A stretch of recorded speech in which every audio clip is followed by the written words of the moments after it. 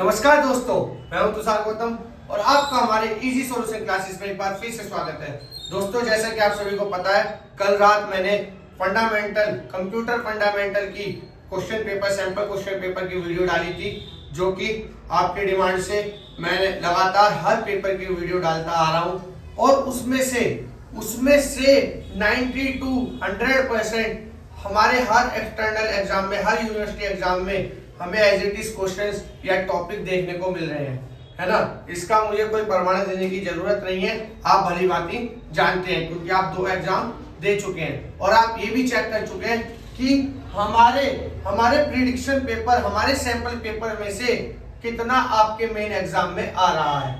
और उसी के चलते आप लगातार मुझसे डिमांड कर रहे हैं कि सर प्लीज आप सभी पेपर की वीडियो बनाइए, और उसी के चलते मैं आपके प्यार को, आपके डिमांड्स को पूरा करते हुए मैं लगातार वीडियो बना रहा हूं और आपके साथ मानो इसी तरीके से मेहनत कर रहा हूं कि जैसे मेरा भी एग्जाम है।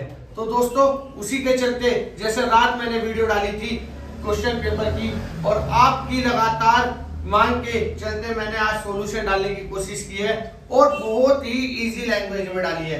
तो दोस्तों, मैं आपको 1 by 1 सभी क्वेश्चंस के सॉल्यूशन दूंगा और आप चुटकी से उसको समझ के आंसर में कर देंगे। और देखिए दोस्तों, सबसे बढ़िया बात यह है हमारे लिए कि हमें इस पेपर, इस सॉल्यूशन, इन क्वेश्चंस, इन टॉपिक्स के अलावा कुछ और पढ़ने की जरूरत नहीं है। इस चीज का मैं चैलेंज देता हूं आपको। अगर आप इतना करने के बाद पूरे क्वेश्चन पेपर को अटेम्प्ट ना कर पाए तो आप कहना मेरे से, ठीक है दोस्तों। तो देखिए दोस्तों, सेक्शन ए में हमारा क्वेश्चन क्या आया था। आज मैंने इस वीडियो में सेक्शन ए को भी कवर करने की कोशिश की है, क्योंकि दोस्तों देखिए 3-3 नंबर हमारे 5 क्वेश्चन आते हैं 3-3 नंबर के, जो कि हमारे 15 नंबर हो जाते हैं। तो दोस्तों इसीलिए मैंने उसकी भी वीडियो बनाई है। पहला क्वेश्चन हमारे पास आया था, व्हाट इज बैच फाइल, और उसके टाइप्स हमें बताने थे, ठीक है। तो देखिए दोस्तों, मैंने बैच फाइल के टाइप्स बताए, नहीं वेरियस टाइप्स पूछा था आपसे फर्स्ट क्वेश्चन में, तो आपको टाइप्स बताने थे। तो बैच ऑपरेटिंग सिस्टम होता है एक हमारा,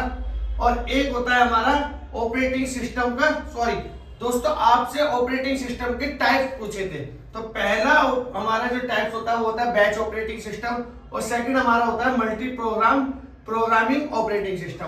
तो देखिए बैच ऑपरेटिंग सिस्टम क्या होता है, एक ऑपरेटिंग सिस्टम होता है जिसके अंदर हम टास्क डालते हैं, हम जॉब्स देते हैं 1 2 3 या n टाइम तक कितनी भी हम जॉब डालते हैं, मतलब हम कोई भी काम करते हैं उसको हमने जॉब बोल दिया है यहाँ पे। और वो ऑपरेटिंग सिस्टम क्या करता है, उसको एक अलग अलग बैच बना देता है, अलग अलग एक बैच बनाकर क्या करता है, वो सीपीयू पे भेजता है, ठीक है। हमारी सभी प्रॉब्लम्स को, हमारी सभी जॉब्स को, हमारे सभी कार्य को वो ऑपरेटिंग सिस्टम लेता है और फिर उसको डिवाइड कर करके, सबको कैटेगराइज कर करके, डिवाइड कर करके बैच बना के वो सीपीयू तक देता है। तो ये हमारा कौन सा ऑपरेटिंग सिस्टम होता है, बैच ऑपरेटिंग सिस्टम। नेक्स्ट होता है हमारा मल्टी प्रोग्रामिंग ऑपरेटिंग सिस्टम। मान लीजिए कि ये दोस्तों ये मेमोरी पार्टीशन लिखा है, मेमोरी पार्टीशन। इसमें क्या होता है, सभी मेमोरी पार्टीशन क्या करता है, सबको एलोकेट करता है कि भाई job 1, job 2, job 3 operating system, ठीक है। और भी हमारे टाइप्स होते हैं, जैसे कि मैंने 2 बताए हैं और आप और भी पढ़ सकते हैं, जैसे कि एक मल्टी प्रोग्रामिंग मैंने बता दिया है, मल्टी यूजर्स होता है, ठीक है। और भी बहुत सारे तमाम हमारे ऑपरेटिंग सिस्टम के टाइप्स होते हैं। तो दोस्तों 3 नंबर का था, 3 नंबर के हिसाब से 2 बहुत होंगे, उसके आप डायग्राम बना देंगे, आपको कुछ लिखने की जरूरत नहीं है, आपको ये एक्सप्लेन करने की बिल्कुल भी जरूरत नहीं है अगर आप ये डायग्राम बना लेते हैं। डायग्राम बहुत इजी है, कुछ नहीं करना, इसलिए मैंने डायग्राम बनाए थे, ठीक है दोस्तों। लिखने से बचें। लिखने से कैसे बचोगे, कि आप जब डायग्राम का यूज करोगे, ठीक है दोस्तों। नेक्स्ट क्वेश्चन आया था, आपको एब्रिविएशन बताने थे रैम, रोम, एलसीडी, एसटीडी की। तो मैं सबकी फुल फॉर्म बताइए और फिर इसको आप थोड़ा थोड़ा एक्सप्लेन कर देंगे।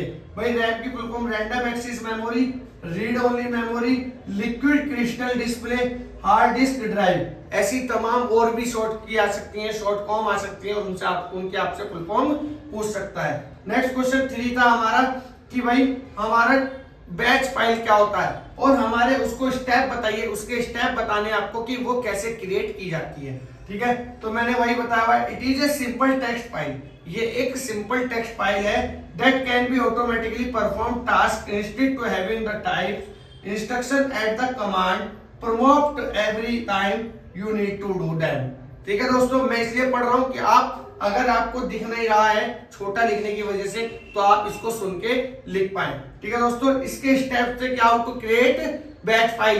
देखिए तो आप कैसे क्रिएट कर पाएंगे, right click on your computer desktop, आप कंप्यूटर डेस्कटॉप पर राइट क्लिक करेंगे, in the context menu that pops up, choose new them, choose text document. ठीक है दोस्तों, नेक्स्ट स्टेप है rename the new file as name dot batch, dot batch. ध्यान रखना batch को कैसे डिनोट करते हैं, डॉट बैच, जैसे पीडीएफ होती है, वर्ड को डॉक्स में होती है, इसी तरीके। But insert your desired name where name is, आपका एक जो नेम आप देंगे वो इंसर्टेड होना चाहिए। ठीक है, नेक्स्ट क्वेश्चन था हमारा क्वेश्चन 6। अभी हमारे पास यही क्वेश्चन है, GUI और CUI का डिफरेंस आया था हमारे पास, जिसमें कि it stand for graphic user interface, it stand for computer user interface. Most modern है ये दोस्तों, मॉडर्न कंप्यूटर यूज गाइड, मतलब जो लेटेस्ट वर्जन आ रहे हैं उसमें ग्राफिक यूजर इंटरफेस यूज होता है। और ये क्या यूज करता था, ओल्ड कंप्यूटर। CUI को कौन यूज करता था, ओल्ड कंप्यूटर। इसका एग्जांपल विंडोज और इसका एग्जांपल डॉस है। अब देखिए डॉस की भी यहाँ पे फुल फॉर्म आ सकती थी, डिस्क ऑपरेटिंग सिस्टम, और भी बहुत आ सकती है, जैसे ALU बोले तो अरिथमेटिकल यूलॉजिकल यूनिट। ठीक है, CU control unit, CPU central processing unit, ऐसी तमाम बहुत सारी शॉर्ट फॉर्म है, तो आप उनको देख लीजिएगा एक बार। नेक्स्ट क्वेश्चन हमारे पास, अभी क्वेश्चन नंबर 5 हमारे पास आया था, MS वर्ड और MS पावर पॉइंट का डिफरेंस। ठीक है दोस्तों, जैसे कि प्रोफेशनल डॉक्यूमेंट और इसमें कस्टमाइज्ड लेआउट डिजाइन, इधर क्या होता है, लेटर और एप्लीकेशन बनाए जाते हैं, यहाँ पर प्रेजेंटेशन बनाए जाते हैं या एनिमेशन किया जाता है कोई भी, ये यूज की जाती है। MS word chart and graph के लिए, ये भी चार्ट एंड ग्राफ के लिए यूज किया जाता है। ठीक है दोस्तों, नेक्स्ट क्वेश्चन सेक्शन बी का, बार बार हमारे पास सेक्शन बी का ये क्वेश्चन बहुत ही ज्यादा इंपॉर्टेंट है, 15 नंबर में आता ही आता है। यहाँ पर ये मिस प्रिंट होकर 7.5 नंबर में आ गया, तो उसको मैं आपको समझाने की कोशिश करूंगा दोस्तों। देखिए ये होता कैसे है, ये आपको समझना है, हमारा समय बहुत ज्यादा इस पे ध्यान देना है, क्योंकि ये 15 नंबर या 7.5 में भी आ गया तो ये हमारे मानिए फ्री के हैं, तो दोस्तों इन पर ध्यान दीजिएगा। आप एक बार इसका स्क्रीनशॉट लेना चाहते हैं तो ले लीजिए। तो दोस्तों देखिए, अब हम सेक्शन बी के कन्वर्ट फॉलोइंग पढ़ने वाले हैं। इससे पहले मैं आपको कुछ बेस बताना चाहूंगा। सबसे पहले आप देखिए दोस्तों कि हमें पता होना चाहिए कि हमारे बाइनरी नंबर्स कौन से होते हैं। मैं पहले लिख देता हूं दोस्तों, बाइनरी, ऑक्टल, डेसिमल और हेक्साडेसिमल।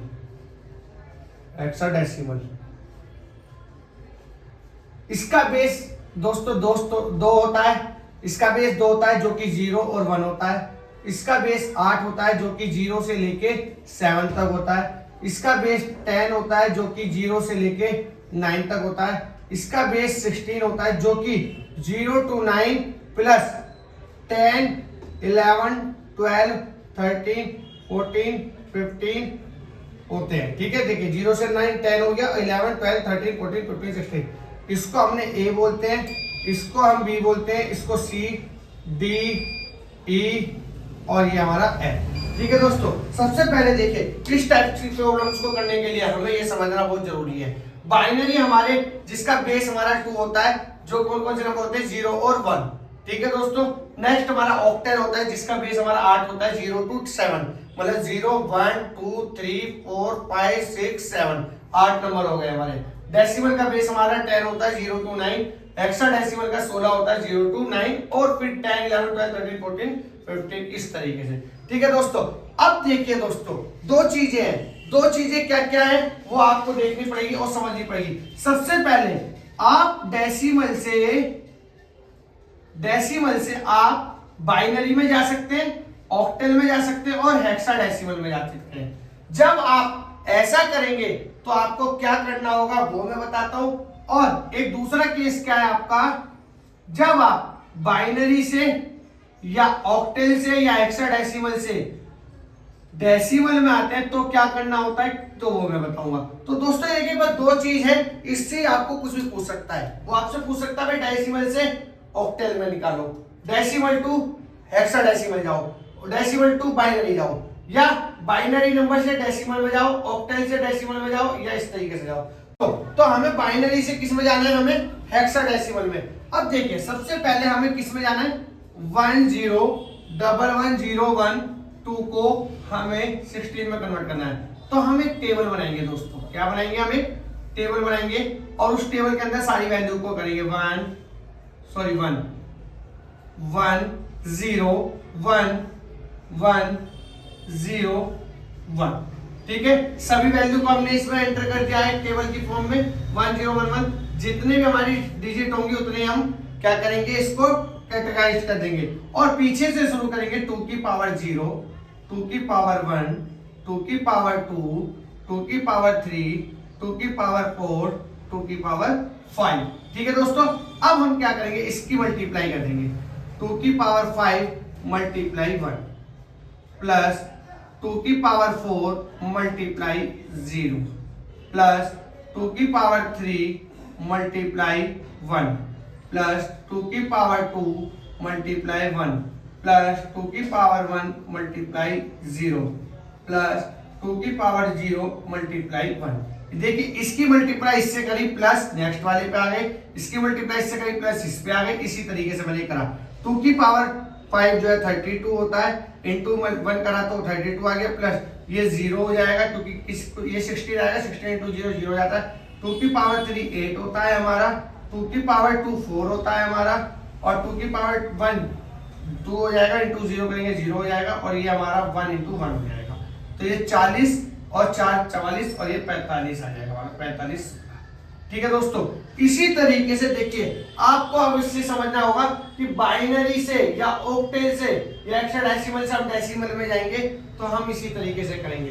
बस क्या चेंजेस आ जाएंगे, अब ये क्वेश्चंस आप अपने आप कर लेंगे, क्या चेंजेस आ जाएंगे अगर हम बाइनरी से हेक्साडेसिमल या डेसिमल में जा रहे हैं। मान लीजिए ये डेसिमल में गए थे हम दोस्तों, ये क्वेश्चन ही गलत है। ठीक है, ये यहाँ पे हमने कहा गए डेसिमल में गए थे हम। ठीक है, डेसिमल में गए थे। ठीक है, ध्यान रखना है डेसिमल में गए थे हम। ठीक है, अगर हम बाइनरी 2 या ऑक्टेल 2 या हेक्साडेसिमल 2 डेसिमल जाएंगे तो हम इस तरीके से करेंगे। अब चेंजेस क्या है, मान लीजिए अब नेक्स्ट क्वेश्चन में देखता हूं कि ये वाला डी वाले में क्या है, ए बी टी 5। ठीक है दोस्तों, अब इससे मुझे किसमें जाना है, डेसिमल में। तो मैं ए की वैल्यू देखूं, ए की वैल्यू क्या थी, ए की वैल्यू क्या थी 11, बी की वैल्यू क्या थी, ए की वैल्यू 10 थी, बी की वैल्यू 11 थी और ई की वैल्यू 15 थी। ठीक है, तो दोस्तों देखिए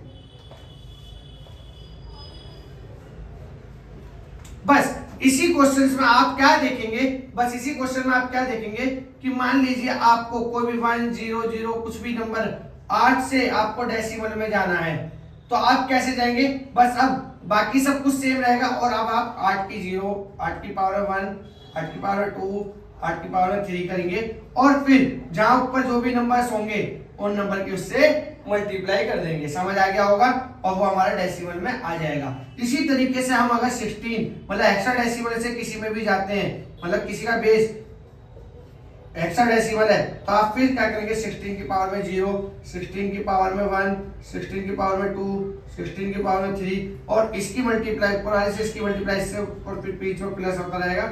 इसी तरीके से हम यहाँ कहाँ चले जाएंगे, डेसिमल में चले जाएंगे। तो दोस्तों देखिए आपने बाइनरी 2, ऑक्टेल 2, हेक्साडेसिमल 2 डेसिमल में देख लिया। अब आपको उल्टा देखना है कि डेसिमल से हम किसमें ऑक्टेल में या हम बाइनरी नंबर्स में या हम हेक्साडेसिमल्स में कैसे जाएंगे। तो दोस्तों आइए वो देखते हैं। तो दोस्तों देखिए अब मान लीजिए आपके पास कोई भी क्वेश्चन आपके पास है डेसिमल वाला, जैसे मान लीजिए 3 4 7 डेसिमल से आपको बाइनरी में जाना है। मैं फिलहाल एक छोटा सा मान लेता हूं, बाइनरी में जाना है तो आप क्या करेंगे, 10 है तो आप इस तरीके से जैसे आप एलसीएम लेते थे बचपन में इस तरीके से करेंगे और जिसमें भी आपको जाना है उतने से डिवाइड करते रहेंगे। 2 1 जा 2, 1 कैरी बचा, 1 आ गया, 2 7 जा 14, फिर कुछ कैरी नहीं बचा, 7 बचा, 2 3 जा 6, 1 कैरी बचा तो 1 हमने यहाँ लिख दिया। ठीक है दोस्तों, फिर अगेन हम 2 से करेंगे, 2 8 जा 16, 1 इधर गया, 2 6 जा 12, 1 रिमाइंडर आ गया। ठीक है, फिर दोबारा जाएंगे, 2 4 जा, 2 3 जा, ठीक है 0 बचा, फिर दोबारा 2 से करेंगे, 2 2 जा, 2 1 जा, ठीक है दोस्तों 1 कैरी बचा, फिर दोबारा करेंगे 2 1 जा और 1 का 1 कैरी आ गया, यहाँ पे 0 आ गया। ठीक है, फिर 2 5 जा 0 बचा, फिर 2 2 जा 1 बचा, फिर 2 1 जा 1 बचा। ठीक है दोस्तों, ओ सॉरी 0 बचा, यहाँ पे कैरी कुछ नहीं आया ना 0। तो अब आप इसको किस तरीके से लिखेंगे, इस तरीके से, मतलब 1 0 1 0 1 1 0 1 1 2 में 1 0 1 0 1 1 0 1 1 आपको अब देखिए डेसिमल से आप बाइनरी में कन्वर्ट हो गए। अब इसी तरीके से अगर मैं बोलूं कि इसी को आप 16 में मतलब हेक्साडेसिमल में कन्वर्ट करो, तो आप क्या करेंगे, अब 2 की बजाय 16 से डिवाइड करेंगे, 16 से डिवाइड करेंगे और रिमाइंडर लिखते रहेंगे। ठीक है दोस्तों, अगर इसी तरीके से मैं बोलूं आपको ऑक्टेल में डिवाइड करना है, मतलब कन्वर्ट करना है, तो अब आप 8 से डिवाइड करेंगे, 2 से ना करके आप 8 से करेंगे और आपको पता चल जाएगा। तो दोस्तों उम्मीद करता हूँ बहुत अच्छी तरीके से ये कन्वर्जन आपको समझ आ गया होगा। ठीक है दोस्तों, नेक्स्ट क्वेश्चन की तरफ चलते हैं। ऑपरेटिंग सिस्टम के टाइप्स, अभी हमने कुछ 2 पढ़े थे और इसको ऐसे ही एक्सप्लेन करना है और थोड़ा सा ज्यादा एक्सप्लेन करना पड़ेगा क्योंकि 7.5 नंबर में, तो वो आप देख लेना। और दोस्तों ऑपरेटिंग सिस्टम जो हमने पढ़ा है उसी को थोड़ा सा ज्यादा पढ़ना है। ठीक है दोस्तों, what do you mean by computer language, differentiate high level language and machine level language. आपको हाई लेवल लैंग्वेज और मशीन लेवल लैंग्वेज के बीच में डिफरेंस बताना है, तो वो मैंने आपको डिस्क्रिप्शन में मैं आपके पास एक पीडीएफ दूंगा जिसमें इन सभी क्वेश्चंस के आंसर्स होंगे। ठीक है दोस्तों, आप वहां से पढ़ लेना क्योंकि काफी बड़े बड़े आंसर है, अगर मैं बोर्ड पे लिखूंगा तो आप नहीं कर पाएंगे। ठीक है दोस्तों, नेक्स्ट हमारा control panel, desktop, compiler, interpreter, assembler, ये मैंने बताया था आपको। ठीक है दोस्तों, अब उसके बाद देखिए हमें करना क्या है, मेन क्या। अब नेक्स्ट क्वेश्चन आ रहा था हमारा प्राइमरी मेमोरी और सेकेंडरी मेमोरी। मैंने एक क्वेश्चन दिया था आपको कि भाई ब्लॉक डायग्राम ऑफ मेमोरी बनाइए, तो देखिए आपको ब्लॉक डायग्राम ऑफ मेमोरी बनाना है, ब्लॉक डायग्राम ऑफ मेमोरी। ठीक है, मेमोरी का ब्लॉक डायग्राम। तो पहला इधर आता है हमारा प्राइमरी मेमोरी, इधर आता है हमारा सेकेंडरी मेमोरी। और प्राइमरी मेमोरी जो होती है हमारी वो इंटरनल मेमोरी भी होती है, इंटरनल मेमोरी, और ये हमारी एक्सटर्नल मेमोरी होती है, एक्सटर्नल मेमोरी। ठीक है दोस्तों, ऐसी तमाम और भी नाम होते हैं। प्राइमरी मेमोरी हमारी 2 पार्ट में होती है, रोम और रैम, और ये हमारी हार्ड डिस्क, फ्लॉपी डिस्क और भी होती हैं, जैसे कि हम लिख सकते हैं कि प्रिंटर, ये सब हार्ड डिस्क है। वो सेकेंडरी मेमोरी है, प्रिंटर। ठीक है, और भी तमाम है। ठीक है, अब रोम भी हमारी होती है, पी रोम, ईपी रोम,